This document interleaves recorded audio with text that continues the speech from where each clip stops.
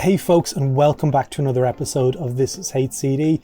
My name is Gerry Scullion and I'm a human-centred service design practitioner based in Dublin City, Ireland.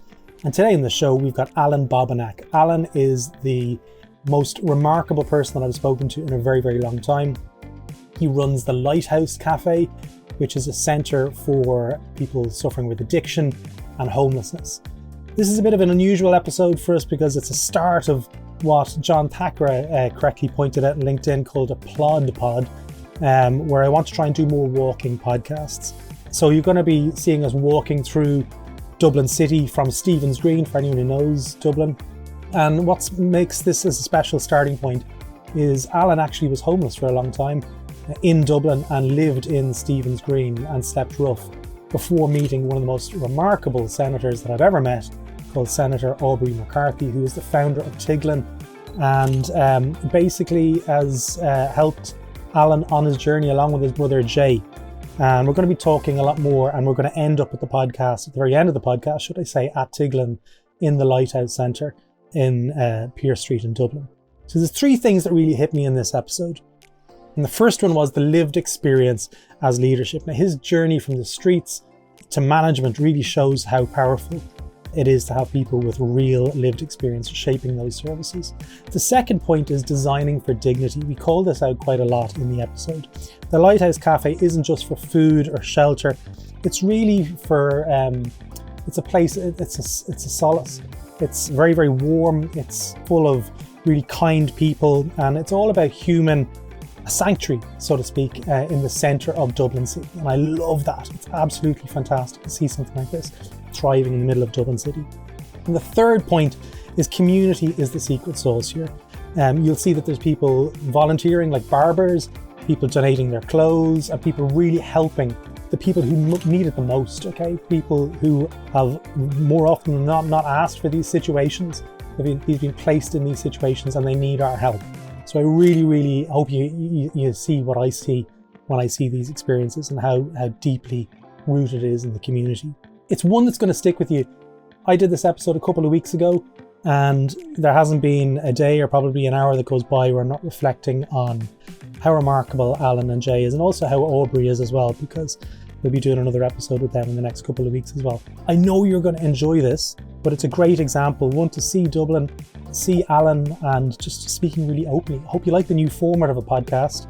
If you do, please leave a comment, get in touch. Otherwise, let's jump in. I know you're going to enjoy it.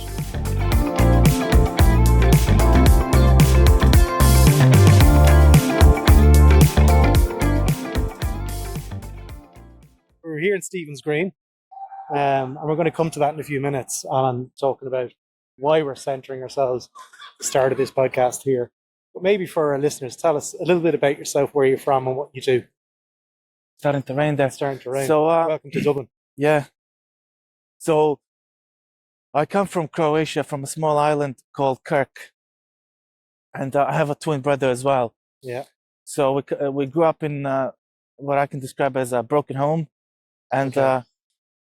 When we finished, I think, high school, the equivalent of a high school, there wasn't many opportunities there. And even since an early age, we always had plans about what we were going to do, when we reached 18. Because obviously when you look around, there's a lot of tourism, and I think things are better right now, Yeah. but there certainly wasn't many opportunities. So in the summer of 2015, we managed a car park for a few weeks, and we saved up all the money. And then when we looked at it, that's everything that we had. And the next opportunity wasn't going to come by. Certainly in my head, wasn't going to come by for a long time. Yeah. And then we used that money. My brother went to the nearest city and he purchased a plane ticket and a tent. And then because I worked more hours than him, I was the one who was going to venture out into the world and kind of try to find work, and try to do something with that money. Yeah. So in October of 2015, October 5th, I came to Ireland. I actually got off the bus not too far from here. And that was it. My mission was to find work. Yeah. And I would come here actually for the first maybe 10 days, I would sit just around the corner. Right. And it would actually Ireland has a very unique climate, as you know. Yeah. So I had a suitcase that I would drag around with me everywhere I went, and the nights are cold.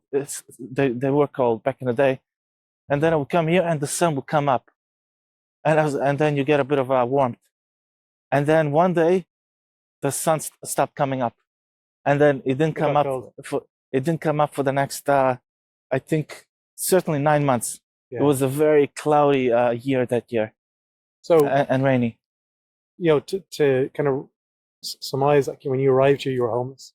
Yeah. Into Ireland, and now you're working with Tiglin. Describe what Tiglin does for our listeners. Well, Tiglin is a charity founded as a rehab center in 2008, and now it has 9 different centers that encompass mainly rehabs, aftercare, which is a big one, homeless work, and other kind of centers. Yeah. But it's rooted in addiction and homelessness. Right. So it's not just a drop-in place to get a piece of food; it's a support center. Exactly. Yeah. Yeah. If you're talking about the life, maybe we're jumping a little bit here. At Tiglin, generally, that's the purpose. Yeah. It's an infrastructure there to help people move ahead in their journey to step away from homelessness, move forward. Isn't that correct? That's it, exactly. Yeah. And let me tell you how we came across Tiglin, actually. So let's keep walking. Yeah. So every day I would go out, hand out my CVs. I would spend a lot of the time at the library, and the goal was to find work. And I didn't have anything to put on my CV back in the day, so you would just make up different things just to put them on the CV. Yeah. So it took me about 4 months. I was in touch with these recruitment agencies, and through one of them, I got a day's work with Keelings, Strawberry that we talked about. Yeah. And I went there and I worked for a day, and after tax was deducted, I got 50 euros. So then I used that money to bring my brother here, my twin brother Jay. And then from there on, we were on the streets together, going to all these homeless services and looking for work. And we spent a lot of time here. Like, we can go all over this park, and we slept there. We slept here, we slept there, slept on the other side. Bandstand is next door, so everywhere. What was it like in here at night? Like, I've never been in here after the gates are closed. Right. And I'm privileged to say that. Like, I'm lucky that I haven't faced the same situation that you have. But in here at night, were there other people sleeping at the same time? Oh yeah, no. The way it works is, if you're looking at the kind of the homeless world, it's an underworld. There's quite a few people on the street, and you get to know them all very quickly. And obviously, there's some you don't know. So when you're here in the evening, this place, there's a lot of people here. It's a subculture. I suppose you could put that label on it. Yeah. So one thing you always have to do is you have to sleep with other people. Now, when I first came, I didn't know anyone. And I didn't meet anyone, so it was just me. But when my brother later joined me, and as I got to know the people, you have an unspoken contract where even if I know you, but I don't know you, and we go and we sleep somewhere together in the same spot. That way you're safer in numbers. But there was so many occasions, even I remember here, there was 3 of us, and my brother woke up middle of the night, and there was a guy just walking around us and looking at us. And I mean, that's what happens. Even when you sleep on the street, people will still try to rob you, and there's a lot of that stuff going on. You're very vulnerable. You're very, very vulnerable, very exposed. Yeah. And so that's kind of the life. That's the life. 100%. So, let's go back to, you mentioned there about getting your CVs ready and handing them out to shops and anywhere you could get work. Where were you finding access to those computers to print?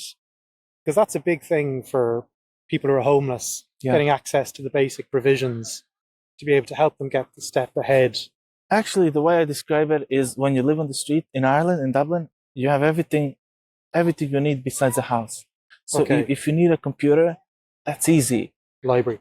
The library is just one of them. I would go there and I would spend an entire day there. So you do your stuff, you apply for jobs for 2 hours, but you're not gonna do it for 6 hours.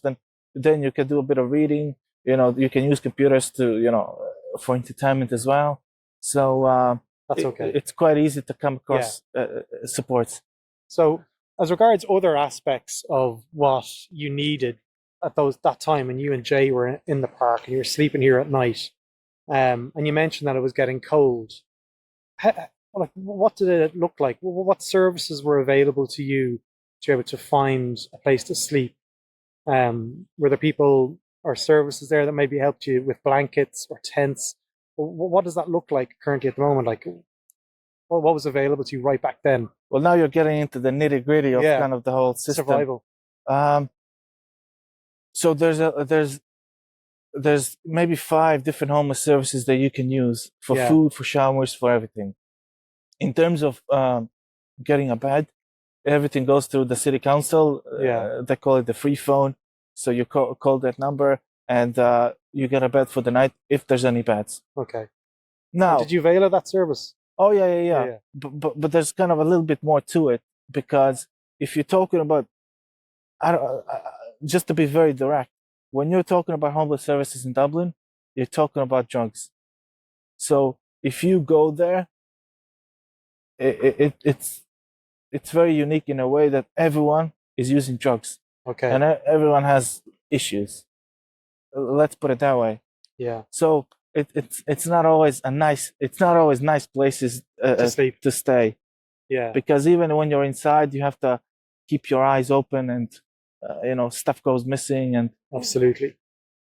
So in a sense, it's almost easier to stay outside. Yeah. Now, would you prefer to stay inside? Yes, you would, but beds don't always come your way. Yeah. And when they don't, it's no problem. You're used to it. You're used to sleeping outside. Yeah. So you just get by day by day. So we mentioned Tiglin, and Tiglin's your employer at the moment. Yeah. How long have you been working with Tiglin? Since 2018. 2018. Okay. So you had 3 years there from when you arrived in Ireland to start and work with Tiglin. Yeah. In that period, how did you move ahead, moving out of the homeless phase and into the workforce? So 6 months after being on the streets, I was working as a kitchen porter in West Dublin. Okay. So I would work during the day and during the night to kind of sleep outside, all that stuff. So everything changed quickly. So in August of 2016, we met Aubrey McCarthy, who recently became a senator. That's right. And Tiglin used to have this bus called the Lighthouse Café. They would go to every part of the city and they would engage with people living on the streets. And when he met us... How did he meet you? Well, he was driving the bus at the time. So he told us he was the bus driver. Yeah. And he was very friendly and kind of very engaging. And, for a few weeks, we didn't even know his name, but we would actually call him Jeremy because he reminded us of Jeremy Clarkson from Top Gear. But I love it. And that's kind of the gig.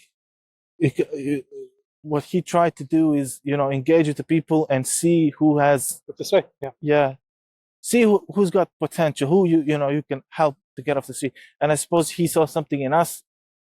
I don't think we kind of seemed like street people or anything like that. We were young guys who were very shy and needed a little bit of help. So he arranged for us to move into transitional housing with the Glen. Okay, the Glen, is it? What do you say? Transitional housing. Okay. What that is it's a housing model where you get to stay there for a year, and provided you're pursuing work and education and betterment, it gets extended. Right. So we started doing college. We took on every opportunity that came our way, and we've been doing that ever since. So education was one of those opportunities. So Tiglin, through this guy called Joe Collins, right. He was the head of lifelong learning at IT Carlo today. IT Carlo back in the day. Yeah. They came up with this model where anyone who is kind of in Tiglin's care can study with IT Carlo for free. So we started with smaller courses, and then ultimately we progressed to bigger and bigger courses. And then this year we graduated with our second master's. So there was That's amazing. Yeah. What did you get your master's in? Well, international relations and social studies. Mike Flex. Yeah. Big Flex. That's amazing. Yeah. It's amazing. That's super relevant. So why is that important? Because the system is structured to kind of allow people to pursue what they want to pursue, and everybody gets the same opportunity. Yeah. So if I did a master's with, now it's called Southeast Technological University. Yeah. Anyone with Tiglin can take those same steps and do the same thing. Wow. Okay, that's so cool. But education isn't for everyone. Yeah. Some people go in other directions. Yeah. But over the years, there's been over 1,000 people who use this, use the service. Can I ask you about the experience of learning then? So you're under Tiglin's care, and it's beautiful Irish weather here. It's the summertime, believe it or not. You're in Tiglin's care. How did you find studying, and what did that experience look like? You mentioned the library was there, you got access to computers, but was there something there that Tiglin offered that helped increase the chances of completing the course? Was there any support network there within the frameworks? Well, if you're talking about studying, finding space. Provided you ask for help, they give you whatever you want. Yeah. If you need extra kind of tutoring, all these supports are in all these institutions. Right. Fantastic. And Tiglin kind of took care of the housing bit, and everything else was smooth sailing, let's say. Yeah. So as long as you put in the effort, things work out. So you were at that stage for those 3 years, you were learning and educating and availing of those services to, I guess, improve the likelihood of finding a job.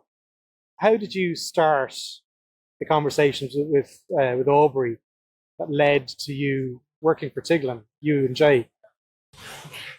Well, I suppose it was organic enough. But they have what's called a community employment scheme. Yeah. In a sense, what that is, it's back to work scheme. Right. And at the minute, I think they have the largest community employment scheme in the country. Don't know how many individuals, maybe 150 or something like that. Yeah. So what that is a person joins the scheme. They work in all these various centers, various different roles. Yeah. But while they're pursuing that, they have to kind of focus on getting upskilled. Education is one of those things. Yeah. And the goal is to take a person, and rather to use them for lifting boxes and manual labor, you kind of try to give them a certain skill set that can be used later down the road. Okay. So the focus is really upskilling people, and it's not for them to stay at Tiglin. That's not the goal. The goal is, can you help them, build them up, and then they can go out in the world and they can they can work in any sector they want. You mentioned the Glen. The Glen, is that the name of the transitional housing? No, not the Glen. It's in Dublin 8, next to the forecourts. Okay. It's called Chancery Place. Chancery Place. Okay, yeah. I know it as that. Yeah. So how long were you in the Glen then? How long were you living there? We were there for a couple of years. Yeah, yeah. And what was that experience like? Yeah, well, it's you get to live there, and obviously for a reasonable price. Yeah. So you pay your weekly contribution, and so you're not really stressed over bills or anything like that. Now, and that kind of allows you to do kind of whatever you're pursuing without feeling the stress of, oh, I'm gonna have to move out, or I have to pay crazy money, because obviously if you live in Dublin at the minute, it's crazy money. Yeah. Yeah. Absolutely. And when you're starting out, and let's say you're just gotten off the street, and you're not really, in the best job, or you don't have that many avenues to take. Yeah. How will you afford to live in anywhere? Yeah. You won't.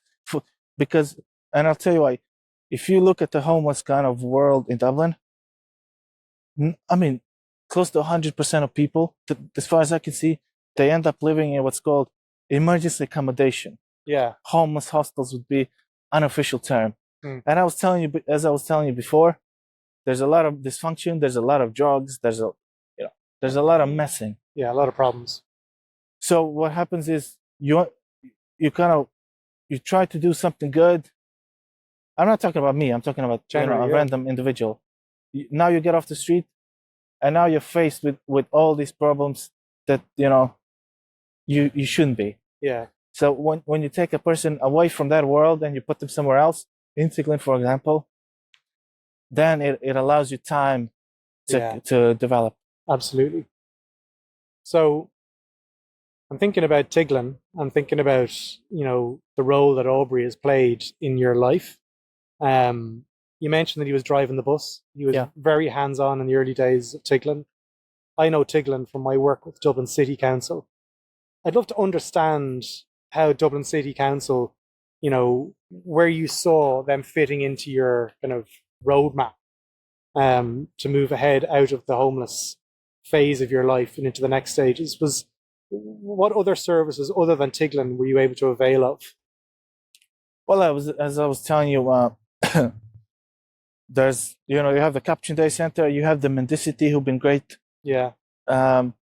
Merchantski, obviously. Yeah. But like I said, they do help people with CVs and stuff like that. But ultimately, it isn't as comprehensive as Tiglin would be. Yeah. Because why do you think that is? Well, I have to say it is because of Aubrey. Yeah. And he's assembled a team around him over the years, and me and Jay, we have our ideas as well, and it's worked brilliantly. And he's got his own story, kind of, and it's about seeing things on multiple levels. Yeah. Rarely things are black and white. 100%. And he's developed many different businesses, and he's been he's a successful person. So he just took on that approach, that mindset, and he approached it to I suppose a social impact. I suppose that's how you would call it, maybe. Yeah. And I mean, it's working, and it's not always people in addiction, but for the most part, you are working with people in addiction. Yeah. And it's like I have no kind of previous understanding maybe of addiction, but when I see a person who I know from the streets and the way they act, and then you see them after rehab and now they're doing everything else, it's two different people. Yeah. And Aubrey's background kind of involves maybe let's say addiction in the family. Yeah. And that's what drives him as well. But when you see one person before and after Tiglin, you can't really compare the people. Okay. So, and addiction is a big problem in Ireland, obviously. I mean, you can't miss it. Yeah. And let's say there's 100,000 people. Let's say, I'm just making up a number, 100,000 people in addiction. If you can get those people out and kind of bring them back to becoming less kind addicted. Not less addicted. I mean, contributing members of society. You're really saving. It's not just one life. By doing that for one person, it has a ripple effect on everyone around them. Oh, yeah. And also look at the amount of resources you're saving as well. Then it makes sense. It's all surplus in a sense. Yeah.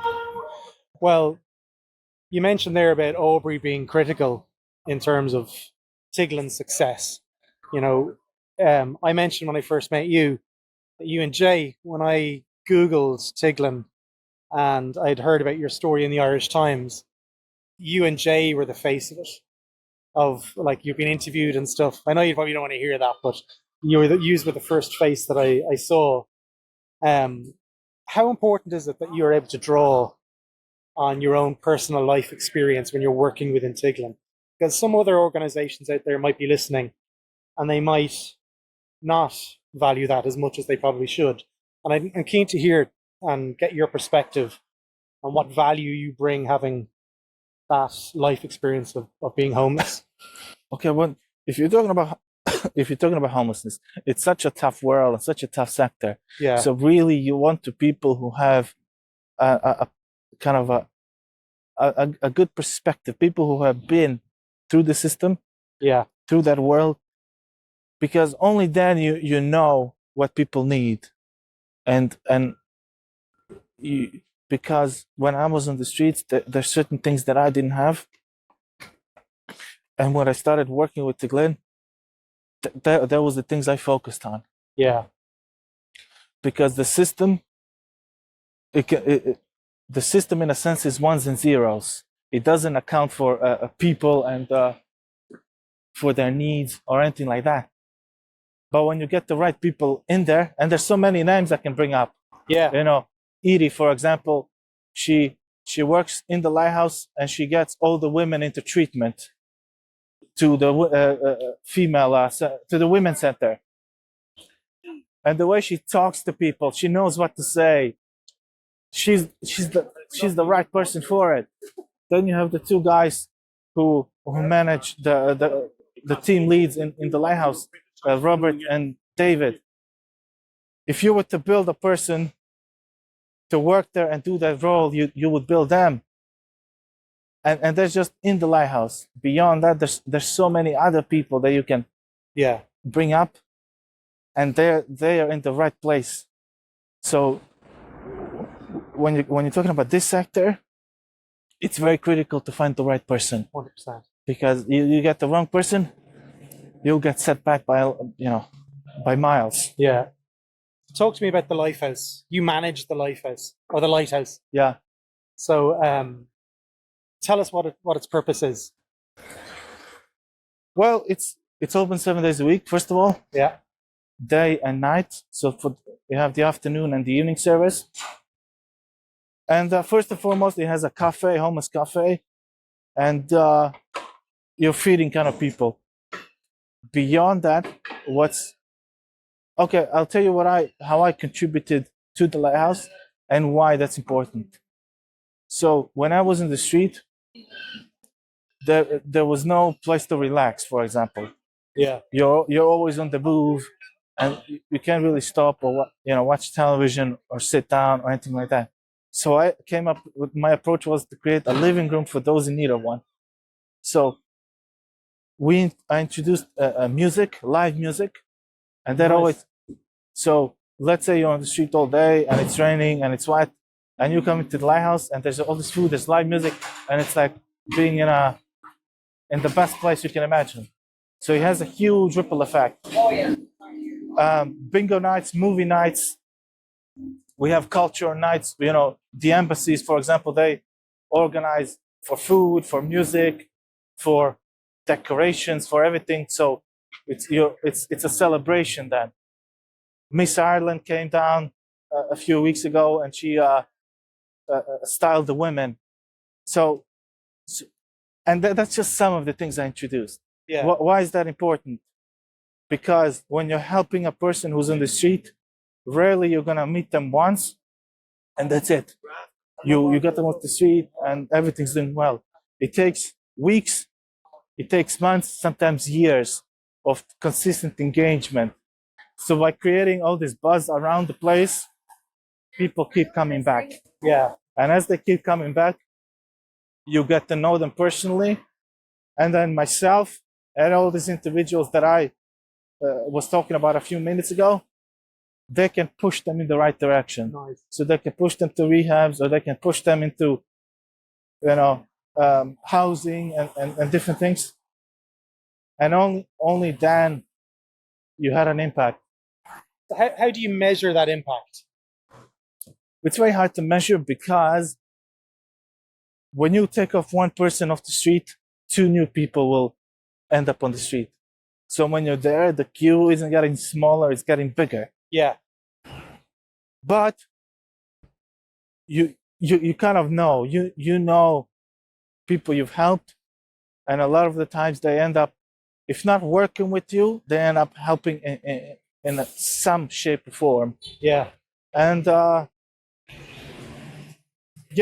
like I said, at the end of the day, those people also serve as examples, because if you live with someone on the street and now you see them working in the lighthouse and doing well, it gives you the blueprint of what to do. Yeah. We're just passing, coincidentally, the Irish government. Yeah. The headquarters of the Irish government. How do you feel the Irish government is working to support the infrastructure for homelessness? Like, what are you hoping to see more of in the next couple of years as regards to government supports for services like Tiglin? Well, I think obviously there's the big housing crisis and all that. Yeah. And this is beyond me or anyone else on the ground. But from what I can see is you have places like Tiglin who are obviously doing, I suppose, fighting the good fight. Yeah. And because people end up on the streets for various different reasons, and 90% of the time it's going to be addiction or it's going to be trauma. So if they can only support places like that, it would have a big effect. I suppose, like I was telling you before, this isn't black and white. This isn't about feeding people. It has to be a very comprehensive approach. And yeah, I mean, like I said, it's very tough. It's a very big task. Yeah. And I only see the side of the people who kind of trickle down onto the streets. Yeah. And there's a reason, you know. Everybody has a story, and maybe I'm not the best to talk about this. That's all right. It's exactly what we're looking to hear. We're looking to understand your own perspective because you're in the field. Yeah. You're in the world of this stuff. But can I just go back to measuring impact? So getting people into a safe surrounds is probably the key goal. Yeah. Getting them out of vulnerability and into somewhere where they feel safe and secure and respected and seen and heard. They're all things that Tiglin do. You know, you see them as individuals, you bring them in, you give them, you know, love and warmth effectively. Really, really important. As regards other stuff that's maybe outside of your ecosystem, if you want, what other partners do you have to partner with as regards Tiglin to help get that outcome? Well, I suppose one of the things that I see working in Greystones, where the aftercare houses is the community, they buy into it. So it's a big blue house called Caregiden. Okay. And so essentially, let's say you're in Dublin, you're on drugs. Yeah. Through either or Stephen, you got referred to the men's center or the women's center. Then you stay up there for 9 months. Or 6 months, sorry. It's 6 months. And then you go to aftercare in Greystones. So essentially, you have this very wealthy town. Yeah. And they have this big blue house with a bunch of ex-addicts. And yet they don't see it that way. They know them by their names because they're all part of the community. They all work. There's a social enterprise called Rise at the Cove. Okay, yeah. So it's a very successful coffee shop. And they use all that money for, you know, the youth cafe and different things like that. And they give back to the community.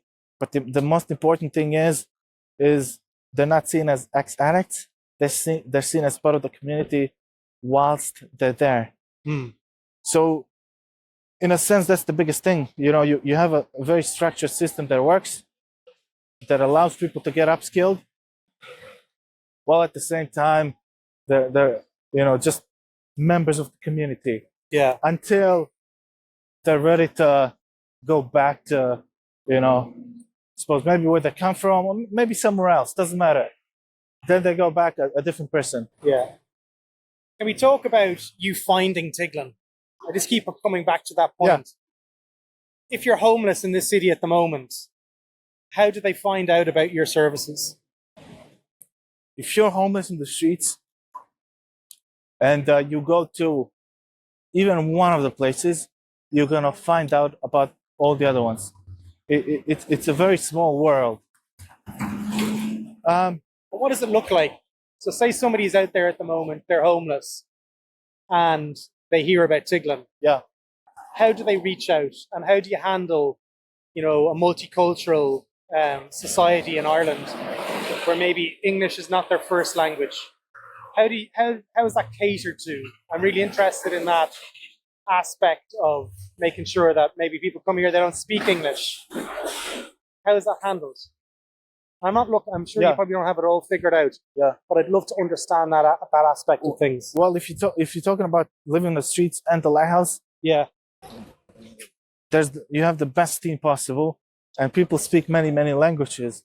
So really, is you come there for food, yeah, and then you keep coming back for various different reasons. Maybe it's the social aspect. Oftentimes, it is the social aspect. Yeah. And then people are gonna tell you, if we have a chat with you, I'm gonna tell you, oh, this is an option for you, or that's an option for you, and something that works for you might not work for that guy, but it's that daily engagement that allows for people to get to know all the services. Now, obviously, you have leaflets and everything. Yeah. But the key is really getting to know people by their name and interacting with them daily. So, for people listening who aren't familiar with any of these services, what does it look like when do they have to register with Tiglin? Like, do they have to fill in paperwork to become, under the care of Tiglin? What does that look like? Or is it just a case of a drop in whenever you feel like it and get to know and build relationships? Right. There's a little bit of a distinction here between being in Tiglin's care and using the Lighthouse service. Okay. So the Lighthouse service is a drop-in center for anyone. Yeah. So people off the street come in and they use the service, and that's it. There's no strings attached. Yeah. Now, this changes if you want to go to rehab. So, like I said, about 90% of people in the streets, it's either addiction or trauma, both. The combination of two is 100% of the time. You want to go down this way, or do you want to go through Trinity? Let's go through Trinity. Yeah. Okay. So, and then you get, the way it works is, let's say you decide you want to go to rehab today. You're going to do an assessment, a comprehensive assessment, to see if that's for you. When that's finished, you show up at the Lighthouse for a weekly meeting. I call it a weekly meeting, check-in meeting. They call them pre-entry groups. Yeah. Until there's a bed available. At the same time, you have to call the center once a day to check in. Whoever calls the most is on the top of the list. So whoever calls the most? Yeah, so you have to show you're willing. Okay. Once you do that and there's a bed available, they send you down to the rehab center. And they have counseling there, they have sauna there, gym. It's a very structured program where you wake up at 7, you clean, you make your bed, you have your breakfast, and then you do classes all day. Where is this now? So it's in Wicklow Mountains. Wicklow Mountains, okay. So you get to learn about trauma, you get to learn about all these coping mechanisms until the program is finished. Right. So it's the longest program in the country, and according to the stats, it's the most successful kind of recovery rate. What's that called again? Tiglin. It's called Men's Center. Tiglin's Men's Center. Okay. Men's Rehabilitation Center. And there's one for the women as well, is there? There's one for the women on the seafront, British Bay. Oh, we'll cross over here when there's no traffic. So, as I was, and then you're in Tiglin's care. Yeah. Can I ask? Like, there's separation there between men and women. We could probably get into the area of like trans support. But generally speaking, if the husband and wife are both homeless and they both want to do that, how is that handled? Well, a man goes to the men's center, a woman goes to the women's center, and then there's aftercare centers for both men and women. Okay. And I suppose I was talking about the comprehensive assessment. A lot of the times it has to do with drugs, kind of drugs in your system. Yeah. And I don't want to get into that because I don't know enough. Yeah. But if it's a husband and wife and they want to go into rehab together, I'm not sure if that's going to work. Okay. Number one. But number two, maybe there's a different center that they can do that. Yeah. All right. So after they've gone through that process, what's the involvement rate with Tiglin then? Like, is there, they've moved on to the next stage? Is there an infrastructure there to support them as they transition? Okay, so number one reason why people relapse is because they do the program. Oftentimes it's 12 weeks. Right. Very short. And then they go back to where they're from. And they go back to everything. So the reason why Tiglin's program is successful because it's a long-term program, but then you get to stay in Greystones for 6 months at least. Some people stay longer actually. And you're not just thrown out back to where you're from. Yeah. And then you do work, you do college, you do whatever you want. And that's why it's successful. And even if there's so many kind of people who go into the community. At Brona, that's her name. She does outreach in all these different communities. So really, even if you've left the program and you need something, you can always get in touch and people will work with you. Okay. So let's talk about the work that you and Jay are doing at Tiglin at the moment. You mentioned that there's quite a lot of people working there. But generally, you're in charge of the Lighthouse. Can you talk to me about why it's called the Lighthouse, first of all? Okay, well, the Lighthouse was started back in the 80s by a charity called Dublin Christian Mission. Yeah. So it's just a reference to the scripture, kind of this verse from the Bible. Okay. So it's a beacon, effectively, like a place to help guide people away from. I suppose, yeah, it's a place. It's a metaphor. It's a place of hope. Yeah, absolutely. So you're the manager of the Lighthouse. Yeah. What other aspects in Tiglin basically are there to support people in that journey? We're just going to pass through here. A lot of tourists. I'll ask the question instead. So we're on our way to the Lighthouse. We're going to have a quick look outside.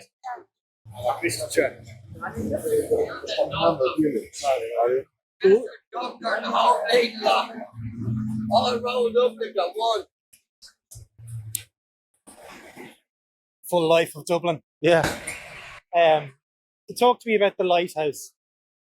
We mentioned there before, it's not just a place to drop in for food. It's a place for people to network, for people to get ahead.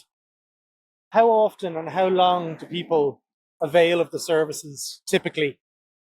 So, look, that's a very interesting question because of the answer. Yeah. There is no typical person who ends up on the street and uses the Lighthouse. There's so many different types. And at the moment, from all over the world, actually. Some people will end up on the street for a few weeks. I've seen students. I've seen tourists. I've seen people who are 18. And all they need is just a small bit of help because they might be working, they might be studying, and maybe they're with you for a few weeks, for a few months, just using the service for food or clothing. Other people might need a little bit more time. And then there's the last group, and I call it long-term homelessness.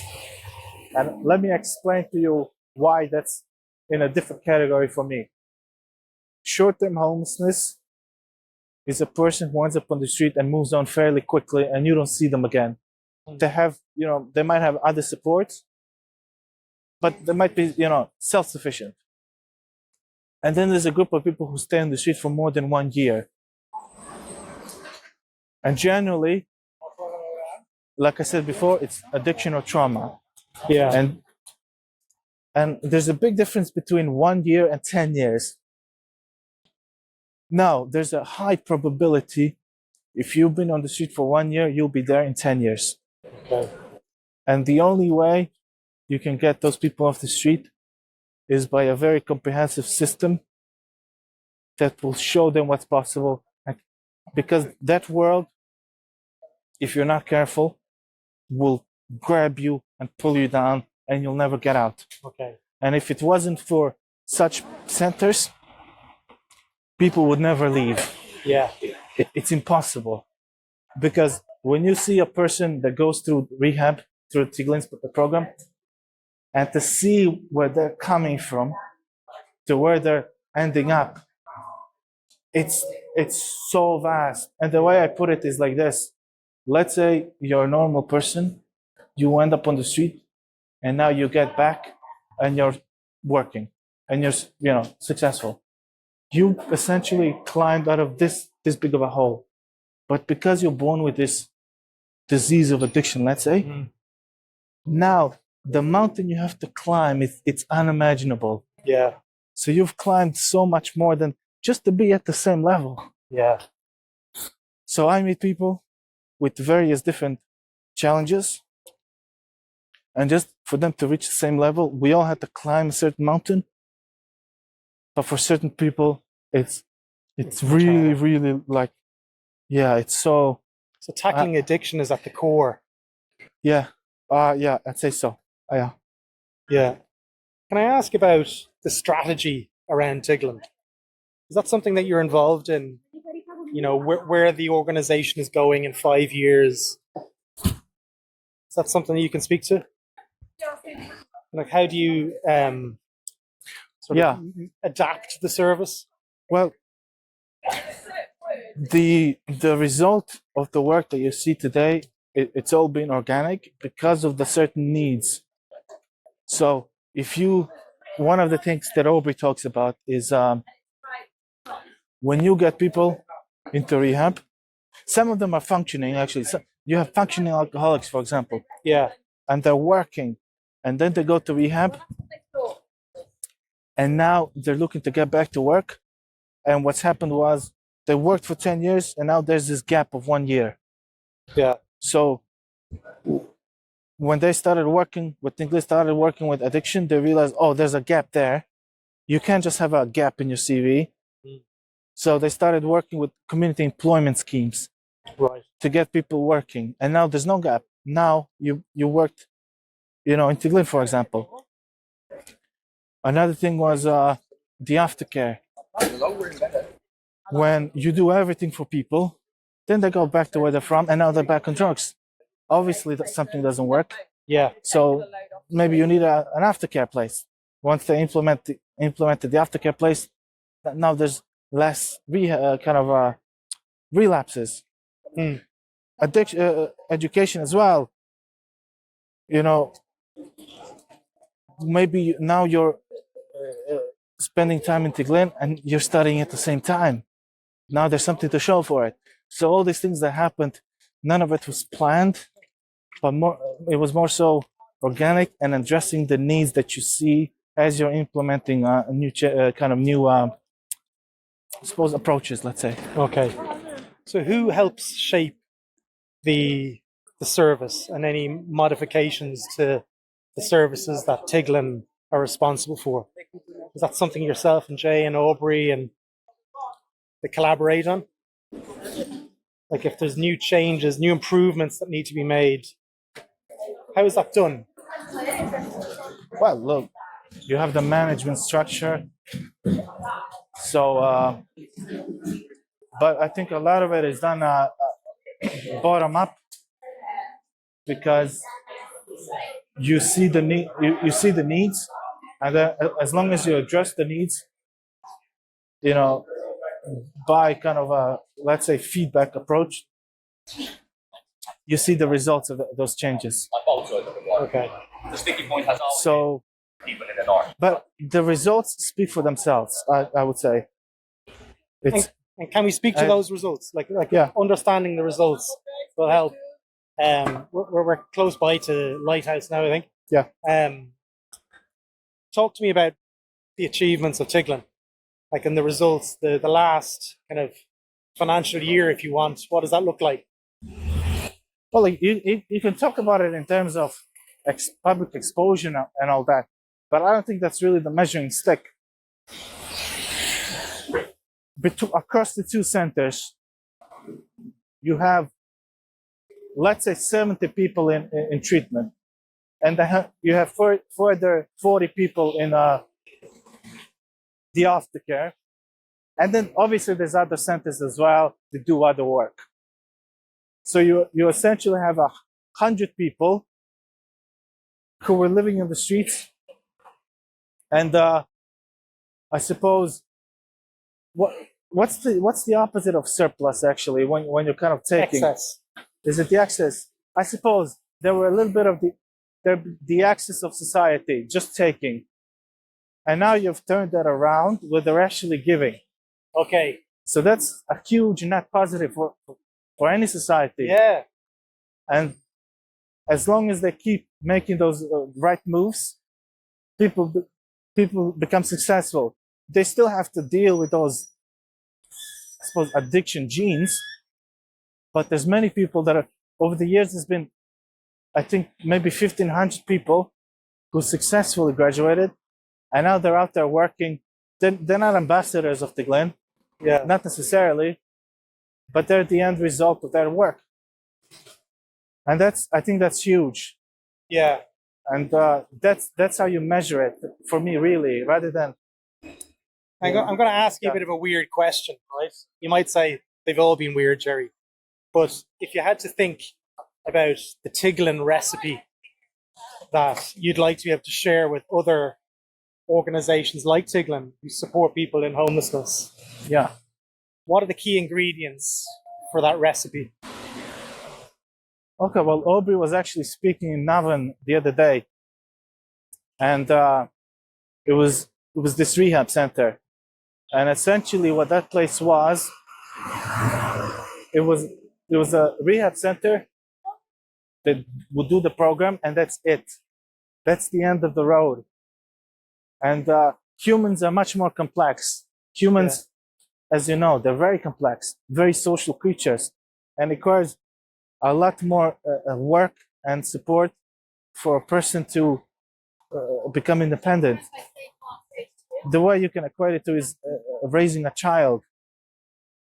It seems to me that it's so complex to create a good person. It's a lot easier to create a bad person who's entitled and they think they deserve everything. Yeah. You have to guide me, by the way, here. Oh, we're going straight. Yeah, okay. So, really,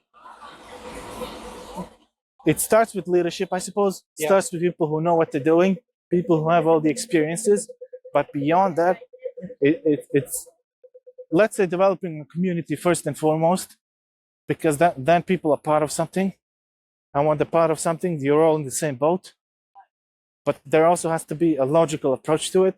You have to think about at least one step ahead, because you can do all this work with people, and if there's no logic to it, nothing's going to change, because they're all going to end up where they came from. So that's my assessment of the Tiglin model. Okay. But then little by little, you get to empower people. And now when they have the power, when they have, their skills, they improve your service. Yeah. So one person will improve one aspect, another person will improve another aspect, and now you have 100 people changing everything for the better. Yeah. I have another question that's a bit left field, and I'm kind of leaning into you because my mic, we had a bit of an audio problem. But as regards trauma and working with people with trauma, what are the key things that you need to keep at the front of your mind when you're interacting with people with trauma from your own experience? Yeah, well, look, I would have a similar experience myself. It's very hard to trust people, at least when you're starting out. So you almost have to be domesticated in a sense, because in many ways you're a wild animal, and that it's like working with a horse, for example. The horse has to trust you at first, and so it's just a long process, and that's why places like the Lighthouse are important, because you can actually spend a lot of time with people and you can build that trust. Right. Because if it's just a factory, people are just numbers, and then you lose out on the work that actually matters. Yeah.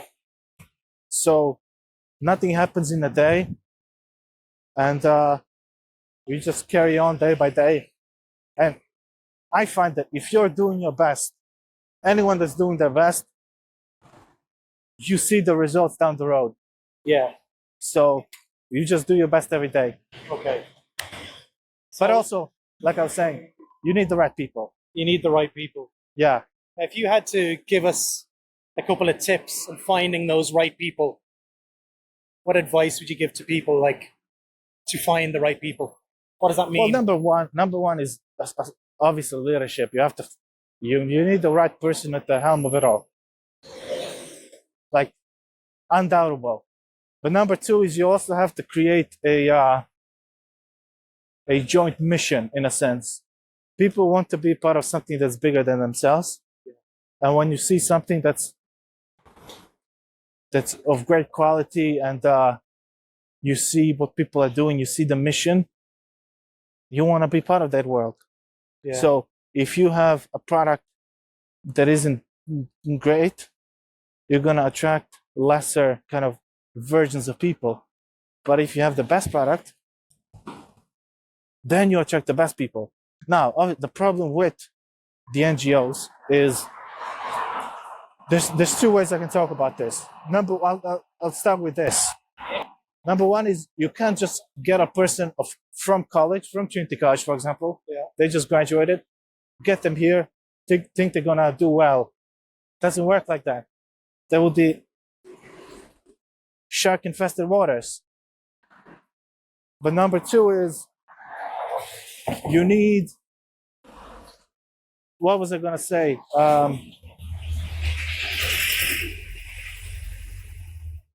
My first point was more important than the second, but I had to start with the second one. That's all right. Yeah, the shark-infested waters, getting somebody out of Trinity. Okay, well, I'll just say this then. The right people for what you're doing are already out there. Yeah. So you just need to make sure you get the person who's well suited for what you're doing. The culture of your organization. Yeah, I almost find it that it's almost like a mix. You have to find the right person who can fit in, but also a person that's going to bring something to the table. And if you're talking, actually, no, I remember what the second point was. Is it over here, Tiglin? No, we just passed it. All right, let's go back that way. But let me tell you what the second point was. If you're talking about, Across here. Talking about hiring the right people. no, I'll tell you what the other point was, which is very important. Oh, go on. Yeah. So if you're talking about the NGOs, Yeah. it's the funding is always very limited. Yeah. And obviously it's very messy work. So sometimes it happens that the best of the best, they're not interested in joining this world. Right. So sometimes you're left, you work in this field, and the most competent people, it's very easy for them to go into an industry that's more clean.